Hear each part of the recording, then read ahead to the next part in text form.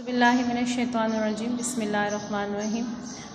अस्सलाम वालेकुम अज़ीज़ तलबा, मेरा नाम महविश हारून है और मैं आपकी उर्दू की मुअल्लिमा हूँ। आज हम तफ़हीम के बारे में पढ़ेंगे। ये हमें एक तफ़हीम का सवाल है हमारा कि दर्ज झेल पैराग्राफ को पढ़कर दिए गए सवालात के जवाबात लिखें। इससे पहले पहली वीडियो में भी आप तफ़हीम कर चुके हैं, आपको थोड़ा बहुत तरीका आ गया होगा कि तफ़हीम जो है किसे कहते हैं। तफ़हीम आपको एक पैराग्राफ दिया जाता है और आप एंड में उसके सवालात दिए जाते हैं। आपने उन सवालों के जवाबात इस पैराग्राफ में ढूंढने होते हैं और ढूंढ कर जो है मुनासिब जवाब आपने लिखने होते हैं। तो आज का पैराग्राफ आपको सवाल ये है कि दर्ज झेल पैराग्राफ को पढ़कर दिए गए सवालात के जवाबात लिखें। आपको ये पैराग्राफ दिया गया है, मैं अब इसको पढ़ूंगी और नीचे इसके सवालात हैं, फिर हम जो है तो इसके ये सवालात जो हैं तो हम करेंगे। आपने गौर से सुनना है और आपने फिर इसी तरह ये पैराग्राफ जो है तफ़हीम का अपने उर्दू ए की साइड पर लिखना है। आप कॉपी का जो आपका उर्दू ए का पोर्शन है आपने उसमें ये लिखना है, इसी तरह जिस तरह आपके सामने ये दिखाया जा रहा है। अब मैं स्टार्ट करती हूँ, पढ़ना शुरू करती हूँ। आप गौर से सुने और साथ साथ समझें इसको, फिर इसके बाद जो है हम इसके सवालात करेंगे। इस्लाम सफाई पर बहुत ज़ोर देता है।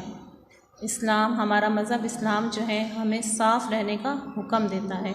हुज़ूर सल्लल्लाहु अलैहि वसल्लम का फ़रमान है, हुज़ूर सल्लल्लाहु अलैहि वसल्लम का हुक्म है कि सफ़ाई निस्फ़ ईमान है। निस्फ़ किसे कहते हैं? निस्फ़ आधे को कहते हैं, आधा, यानी हमारा आधा ईमान जो है तो वो साफ़ सफाई है। हमारा साफ़ रहना इतना ज़रूरी है कि हमारा आधा ईमान जो है इससे मुकम्मल हो जाता है।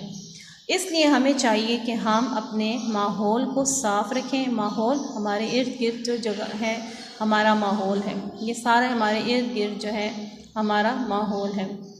अगर हम अपने माहौल को साफ़ नहीं रखेंगे, यानी हम अपने इर्द गिर्द का जो जितना भी एरिया है उसको साफ़ नहीं रखेंगे तो हमारे इर्द गिर्द गंदगी फैलती जाएगी। हमारे इर्द गिर्द क्या होगा?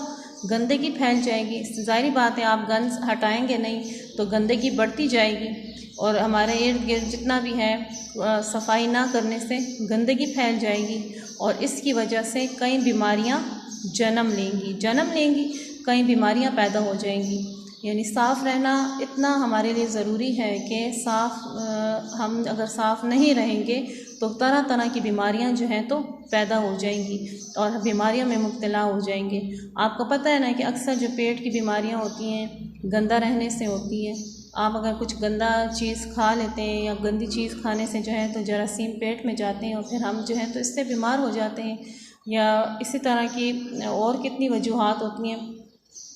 और हम अपनी गफलत की वजह से, गफलत लापरवाही को कहते हैं, गफलत लापरवाही, गफलत का मायने है लापरवाही।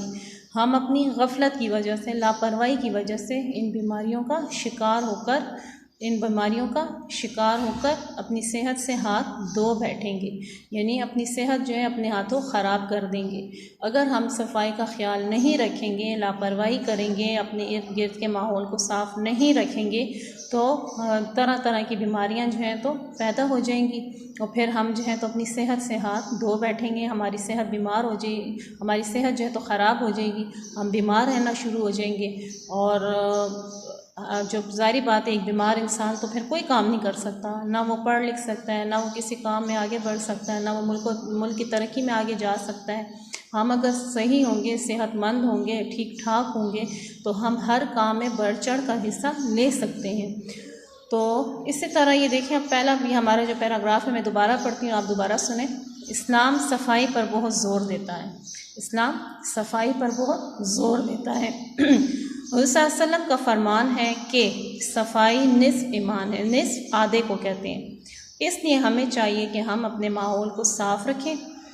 अपने इर्द गिर्द जितनी भी जगह है हमारा माहौल जो है हमें उसको साफ़ रखना चाहिए। अगर हम अपने माहौल को साफ़ नहीं रखेंगे तो हमारे इर्द गिर्द में गंदगी फैलती जाएगी, इर्द गिर्द गंदगी जो है बढ़ती जाएगी और इसकी वजह से कई बीमारियां जन्म लेंगी, कई बीमारियां पैदा हो जाएंगी और हम अपनी गफलत की वजह से इन बीमारियों का शिकार होकर, अपनी लापरवाही की वजह से इन बीमारियों का शिकार होकर क्या होंगे? बीमार हो जाएंगे और अपनी सेहत से हाथ धो बैठेंगे। अपनी सेहत से हाथ धो बैठेंगे। समझ आ गई कि अगर हम साफ़ नहीं रहेंगे तो हमें तरह तरह की बीमारियां लग जाएंगी और फिर हम क्या होंगे, बीमार हो जाएंगे और हम किसी काम में भी हिस्सा नहीं ले सकेंगे, ना हम पढ़ लिख सकेंगे, ना हम कोई गेम खेल सकेंगे, खेल कूद में भी आगे नहीं बढ़ सकेंगे। तो अच्छी सेहत जो है तो हर तरह से ज़रूरी है। हर काम में हमें आगे बढ़ने में अच्छी सेहत का होना हमारा बहुत ज़रूरी है। अच्छा, ये तो हमारा पैराग्राफ था। अब नीचे जो है तो इसके सवालात दिए गए हैं कि आपने इनका जो है तो इन अल्फाज, इस सवालों के जवाब इसमें देखने हैं। अब गफलत का मायने लिखें। गफलत किसे कहते हैं? अभी मैंने आपको बताया ना कि गफलत का मतलब है लापरवाही, तो आपने ऐसे ही लिखना है कि गफलत का मायने है लापरवाही। फिर है माहौल का जुमला बनाएं। माहौल आपको मैंने बताया हमारे इर्द गिर्द जो कुछ भी है वो हमारा माहौल है।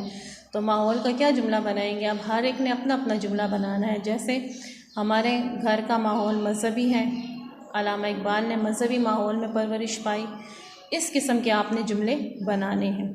फिर है आपका तीसरा सवाल कि हुज़ूर सल्लल्लाहु अलैहि वसल्लम का फरमान लिखें। हुज़ूर सल्लल्लाहु अलैहि वसल्लम का क्या फरमान है? हुज़ूर सल्लल्लाहु अलैहि वसल्लम का फरमान है कि सफ़ाई निस्फ़ ईमान है। सफ़ाई निस्फ़ ईमान है। आपने इसी तरह इन्वर्टेड कामा में, इसमें वावैन में जो है आपने ये लिखने हैं। इसका जवाब आपने इसी तरह वावैन में लगाकर उसमें लिखने हैं। ये जो कामा लगे हुए हैं ना, इसको वावैन कहते हैं। फिर हमारा चौथा सवाल है साफ़ का मुतज़ाद लिखें। साफ़, गंदा। आपने अल्फाज मुतज़ाद पढ़ेंगे ना, आप आगे इंशाल्लाह हम करेंगे अल्फाज मुतज़ाद भी, तो आपको तो पता होगा मुतज़ाद उलट को कहते हैं कि इनका आपने उलट मायने वाला अल्फाज लिखना है। साफ़, गंदा। साफ़, गंदा, तो आप लिखेंगे साफ़ का मुतज़ाद गंदा है। फिर है पांचवा हमारा लफ्ज़ है बीमारियां का वाहिद लिखें। बीमारियों का वाहिद क्या होगा? बीमारियां, बीमारी, वाहिद एक चीज़ और जमा दो या दो से ज़्यादा चीज़ें, तो बीमारियां हैं तो इसका वाहिद क्या होगा? बीमारी। बीमारियां, बीमारी। अब सवालात दोबारा सुनने आप। गफलत का मायने लिखें। गफलत का मायने क्या होगा? लापरवाही। तो आप लिखेंगे गफलत का मायने क्या है? लापरवाही। माहौल का जुमला बनाएं, तो हर एक ने अपना जुमला बनाना है।